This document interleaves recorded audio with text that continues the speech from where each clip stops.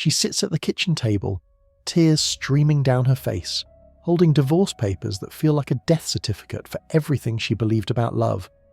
10 years ago, she walked down an aisle convinced she'd found her soulmate, best friend, passionate lover, financial partner, spiritual companion, emotional therapist, social trophy, and life coach, all wrapped into one perfect person. He stands in the doorway, emotionally exhausted, watching the collapse of something he never fully understood in the first place. He thought marriage meant finding someone to share life with. Instead, he discovered he'd signed up to be someone's entire universe: parent, priest, psychiatrist, provider, performer, and personal entertainment system rolled into one impossible role. They're both good people. They both tried.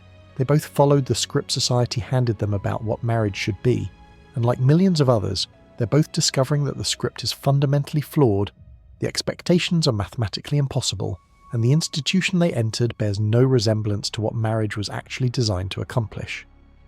Today, I'm going to explain why more than half of all marriages fail, why that number is getting worse, and why the problem has nothing to do with finding the right person, and everything to do with understanding what marriage actually is versus what we've turned it into. Because the simple reason most marriages collapse will change everything you think you know about love, partnership, and human relationships. Marriage is collapsing under its own weight, like a bridge designed for horses and carriages being asked to support freight trains. The institution that once served a simple, specific purpose has been loaded with so many additional expectations that failure has become mathematically inevitable. Think about what happens when you overload any system beyond its design capacity. Bridges collapse, servers crash, engines blow, relationships fail. This isn't because bridges, servers, engines, or relationships are inherently flawed. It's because they're being asked to do things they were never engineered to handle. Marriage was originally designed as a humble institution with one primary function: providing a stable context for raising children. Two adults agreeing to work together toward the shared goal of successfully launching the next generation. That's it. Simple, pragmatic, achievable. But over the centuries, we've piled additional expectations onto this simple framework until it's become an impossible mega institution that no two people can possibly sustain. We've transformed marriage from a focused partnership into an everything relationship that's expected to fulfill every human need, satisfy every emotional requirement, and solve every life problem. The result is that we're not really talking about marriage anymore. We're talking about a completely different institution that just happens to use the same word. It's like calling a modern aircraft carrier a boat. Because boats float on water, the word is the same, but the reality is unrecognizable from the original. This overloading explains why divorce rates skyrocketed precisely when marriage expectations became unlimited rather than specific. The more we've asked marriage to be, the less it's been able to deliver. The broader we've made its scope, the more it's failed to function effectively in any area. The heaviest weight we've placed on modern marriage is romantic love, and it's crushing the institution beneath its impossible demands. Love, particularly passionate romantic love, was never meant to be the foundation of a stable partnership designed to last decades and survive the mundane realities of daily life. Romantic love is intense, consuming, and temporary by its very nature. It's designed to bring two people together long enough for bonding and reproduction to occur, not to sustain the practical realities of mortgage payments, child rearing, career building, and aging together. When we make passionate love the prerequisite for marriage, we're building the institution on the most unstable foundation possible. This creates a fundamental contradiction at the heart of modern marriage. Romantic love demands novelty, excitement, passion, and emotional intensity. Marriage requires stability, routine, compromise, and emotional consistency. These aren't complementary forces, they're opposing ones. The love-marriage conflation has created impossible expectations, where one person is supposed to be your co-parent, best friend, passionate lover, emotional therapist, financial partner, social companion, spiritual guide, personal trainer, career coach, and entertainment committee. As Kurt Vonnegut observed, you're not enough people to fulfill all these roles for another human being. No individual can possibly be everything to another person. The attempt to create such total relationships doesn't lead to deeper connection. it leads to inevitable disappointment when reality falls short of impossible expectations. You end up resenting your partner not for being a bad person, but for being a human being with limitations. The most passionate love affairs in history were typically brief, intense, and often tragic, precisely because passion cannot sustain the mundane realities of daily partnership. When we try to force passionate love to bear the weight of practical partnership, we destroy both the passion and the partnership. To understand why marriage is failing, consider how we've similarly overloaded the concept of work. Jobs were originally designed for one simple purpose: providing opportunity to earn money in exchange for service. You showed up, performed tasks, received compensation, went home. Simple, clear, functional. But modern career culture has piled impossible expectations onto work, just like we've done with marriage.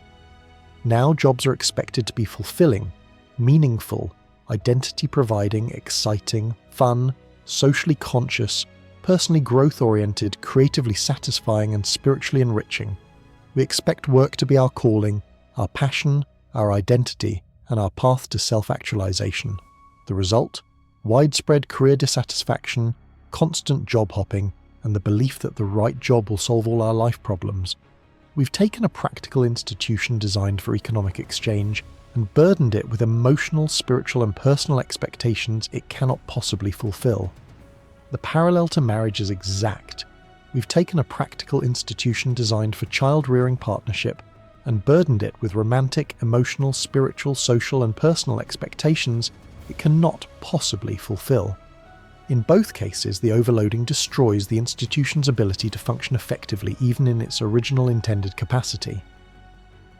When marriage was understood as a kind of work, two people partnering for a specific purpose, it functioned effectively. People didn't need to love or even particularly like their co-worker spouse. They just needed to make it work because that was their job. This practical approach actually created more stable partnerships than our current love-based model. Modern marriage is absolutely unrecognizable from historical marriage.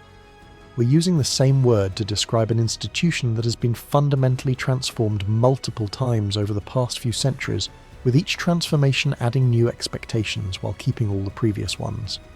The religious conflation happened first. Marriage wasn't inherently religious.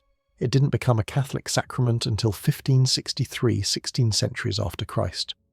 Religious leaders attached themselves to marriage as a social control instrument to create stability and prevent orphaned, directionless children. Ironically, most religious founders were single, polygamous, or celibate. Jesus, Buddha, priests, popes. You literally cannot think of any major religion founder who was monogamously married. The love conflation happened a couple hundred years ago, when romantic ideals began merging with practical partnership. Suddenly, marriage wasn't just about raising children. It was about finding your true love and living happily ever after. This added enormous emotional expectations to what had been a largely practical arrangement. The nuclear family isolation happened about 75 years ago, when extended family networks dissolved and couples became isolated units, responsible for meeting all each other's social and emotional needs. This removed the support systems that had made marriage functional and placed impossible pressure on the partnership itself. The gender role upheaval of the last 50 years added another layer of confusion as traditional expectations were questioned but not replaced with clear alternatives. Now couples must negotiate everything from scratch, while dealing with all the accumulated expectations from previous eras. Each historical change added new requirements to marriage without removing previous ones. We've created a chimera institution that's simultaneously supposed to be practical and romantic, traditional and progressive, spiritual and secular, individual and communal, passionate and stable, exclusive and fulfilling. Kurt Vonnegut identified the core problem with devastating clarity.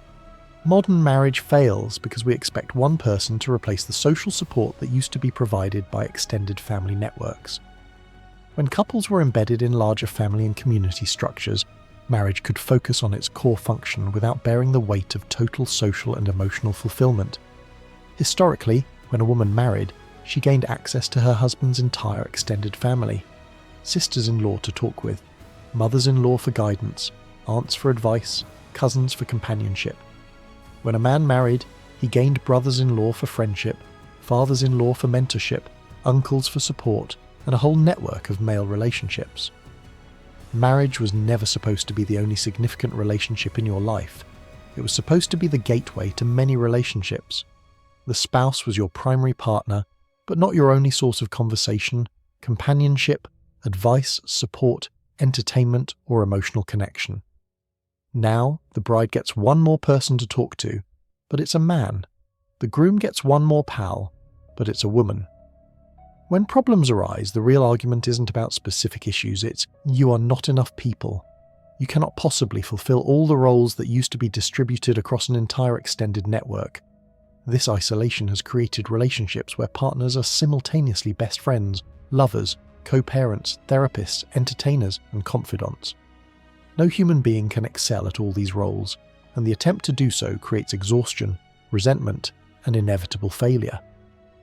The solution isn't finding a better partner, it's understanding that no partner can be everything.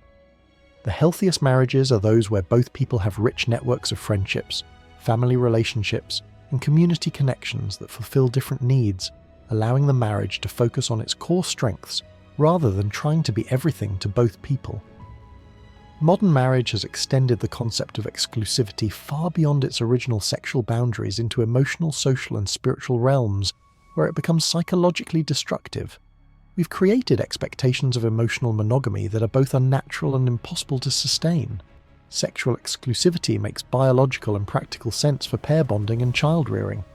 But emotional exclusivity, the expectation that your spouse should be your only source of deep connection, understanding, support, and intimacy, creates artificial scarcity that starves both partners of the human connection they need to thrive.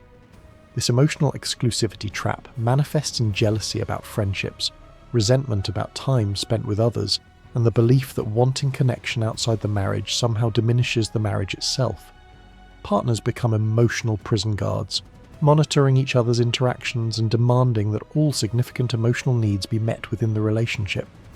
The result is emotional suffocation rather than emotional fulfillment.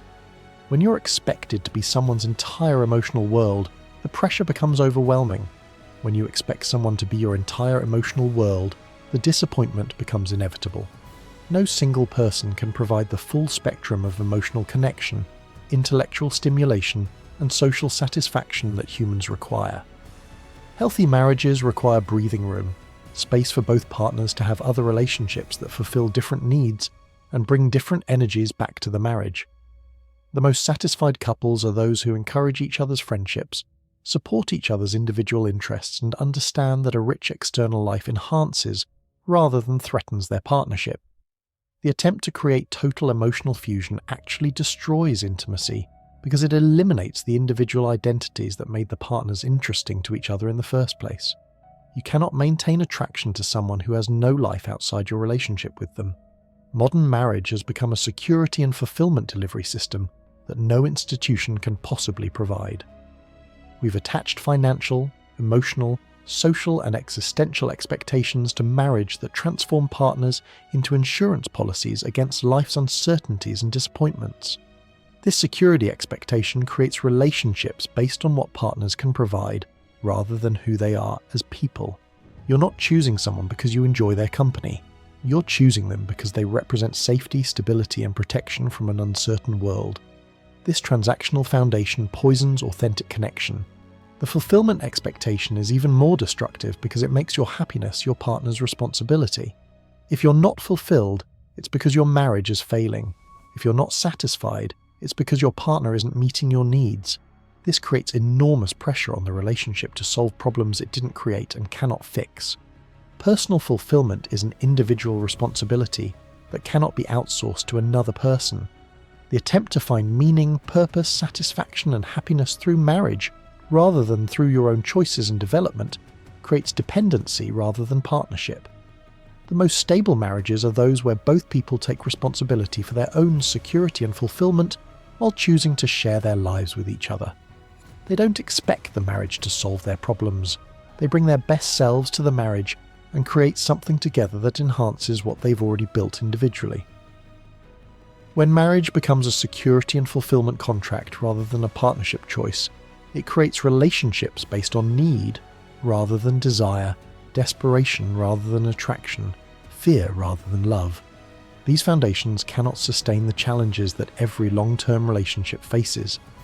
The attachment of legal status and social consequences to marriage has transformed a personal relationship into a public institution, with governmental oversight and social obligations that complicate and often damage the underlying partnership. When marriage becomes a legal contract with property rights, taxation implications, inheritance rules, and divorce proceedings, it stops being a simple partnership agreement and becomes a complex business arrangement. Partners start thinking like business partners. What am I getting out of this deal? What are my rights? What are my obligations? How do I protect my interests? This legal framework creates adversarial thinking within what should be collaborative relationships. Instead of focusing on how to work together effectively, partners become conscious of their legal positions, their financial vulnerabilities, and their exit strategies. The law assumes conflict and prepares for dissolution even within functioning marriages. The social status aspects add another layer of performance pressure. Marriage becomes about appearances, social approval, and meeting cultural expectations rather than about the actual quality of the partnership.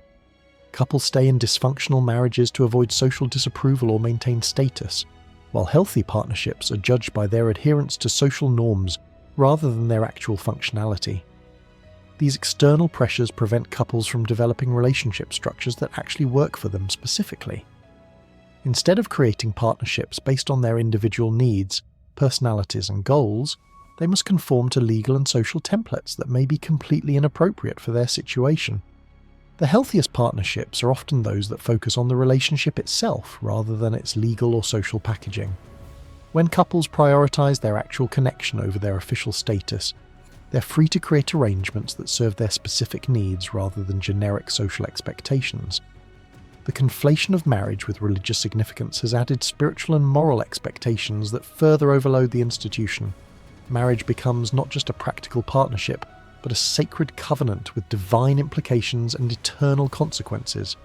This religious framework creates impossible pressure to maintain marriages regardless of their actual functionality. Partners feel morally obligated to endure dysfunction, abuse, or fundamental incompatibility because divorce represents spiritual failure rather than practical adaptation to changed circumstances. The religious emphasis on sacrifice and duty often prioritizes the institution over the individuals within it. Partners are expected to sacrifice their happiness, fulfillment, and sometimes their well-being for the preservation of the marriage itself. This creates relationships where the form matters more than the substance. Additionally, religious marriage expectations often include predetermined gender roles, sexual restrictions, and lifestyle requirements that may not fit the actual people in the relationship. Instead of allowing couples to develop dynamics that work for their specific personalities and circumstances, religious frameworks impose one-size-fits-all models. The irony is that most religious founders were not monogamously married, suggesting that the spiritual path may not actually require or be enhanced by traditional marriage structures. The attachment of religious significance to marriage may be more about social control than spiritual development. Healthy relationships can certainly have spiritual dimensions, but these should emerge from the actual connection between the partners rather than being imposed by external religious expectations that may not serve their actual spiritual growth or life circumstances. The solution to marriage's collapse isn't trying harder to meet impossible expectations. It's returning to the simple, humble purpose that made the institution functional in the first place. Marriage works when it's understood as a practical partnership for specific goals, not as a magical solution to all of life's challenges. This return to simplicity requires separating the various elements that have been conflated with marriage over the centuries. Love affairs can exist separately from domestic partnerships. Spiritual connections can develop independently of legal contracts. Social status can be built through individual achievement rather than relationship validation. When marriage focuses on its core function, creating a stable context for shared goals like raising children or building a life together, it becomes manageable and sustainable. Two people working toward common objectives with clear roles and realistic expectations can create lasting partnerships. This approach requires pragmatic open-mindedness about what marriage can and cannot provide. It means accepting that your partner will not be everything to you, that you will need other relationships and sources of fulfillment, and that the marriage itself is just one component of a rich, full life. The most successful marriages are those where both partners understand the institution's limitations and work within them rather than against them. They don't expect their marriage to be their everything. They expect it to be their partnership for specific shared goals while maintaining other relationships and interests that fulfill different needs. This doesn't mean marriages cannot be loving, supportive, or deeply connected. It means that love, support, and connection emerge from successful partnership rather than being prerequisites for it. When two people work well together towards shared goals, affection and intimacy often develop naturally without the pressure of forced romantic expectations.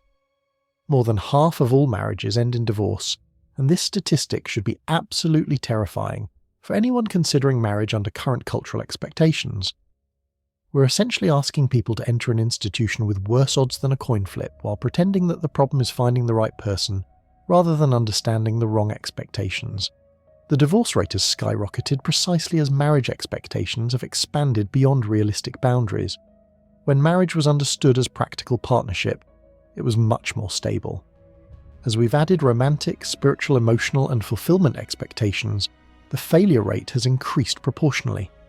This pattern will continue to worsen until we acknowledge that the problem is institutional rather than individual.